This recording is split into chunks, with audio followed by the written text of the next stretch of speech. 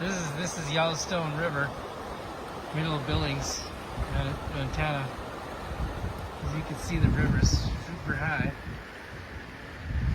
The water levels are really high, making it very difficult for Rennell to do any rock pounding on the Yellowstone River. See all there's trees from upstream. Who knows how far they were from. This is her final resting place. And everywhere I look at so many different areas,